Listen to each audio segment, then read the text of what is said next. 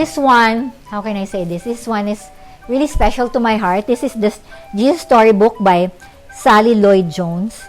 And this one, I'm not only using it as a read aloud, but I also use it during Christmas time. Maganda rin siya. You can also use this other one for Christmas time, but this one I really love. You know, akala ko nga it's only for kids, but it's also for me, and I really love this. This have also good illustration, and it's really gospel-based storybook. So if for example, tapos na kayo dito, I think this is really good for mga 1-year-old to mga bandang 5 years old. But this one is more of like school grades, like 6 years old and up. Pero pwede na rin to sa grade 3 or grade 5. Depende sa reading comprehension ng anak ninyo.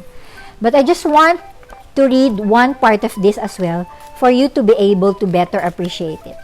Okay? So, pumili ako ng medyo maikli lang para maganda. But I want you to know, this one simply telling that the facts. This is more on facts. But this one is really more of the heart of God on how we could be able to appreciate the Bible in a big perspective. Pero ginawa niya in a level of a child. But the thing is, I thought nga na it's more for my children, but it's more also for me. So, bakit kaya? I will read here. The story and the song. This is an introduction from Psalms 19 and Hebrews 1. It will start with, the heavens are singing about how great God is, and the skies are shouting it out. See what God has made. Day after day, night after night, they're speaking to us. God wrote, I love you. He wrote it in the sky and in the earth and under the sea. He wrote His message everywhere. Because God created everything in His Word to reflect Him like a mirror, to show us what He is like, to help us to know Him, to make our hearts sing. The way a kitten chases her tail, the way red poppies grow wild, the way a dolphin swims, and God point into words too and wrote in a book called the Bible. So nakikita mo, it's not just telling a story, but sinasabi niya kung ano yung purpose ng Bible. So now some people think that the Bible is book of rules, telling you what you should and shouldn't do. The Bible certainly does have some rules in it, but they show you how life works best.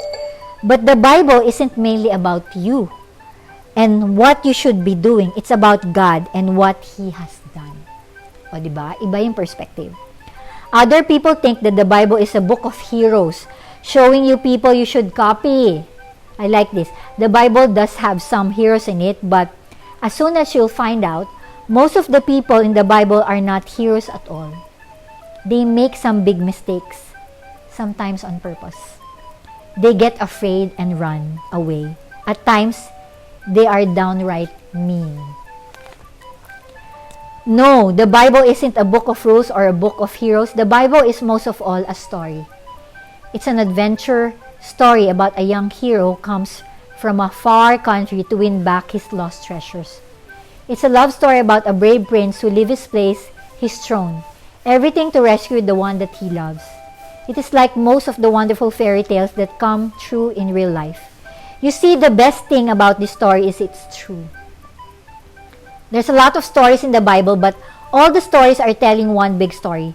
The story of how God loves His children and comes to rescue them. It takes the whole Bible to tell this story, and at the center of the story, there is a baby. Every story in the Bible whispers His name. He's like the missing piece in the puzzle. The piece that makes all other pieces it together, and suddenly you can see a beautiful picture. And this is no ordinary baby. This is the child upon whom everything would depend. This is a child who would one day, but wait, our story starts where all good stories start, right at the very beginning. Sobrang ganda, diba? Pero that's why it's really cool to have these resources. This is an investment. Like, even na magkaapo-apo kayo, it's a very good investment. And I like this because it's always projecting the love of God in our lives. That, syempre may mga books na parang, God is angry, God is like this, rules. But this one is not. It's not about talking about heroes or rules, but it's about why God made the Bible for us to show His love for us. That's why.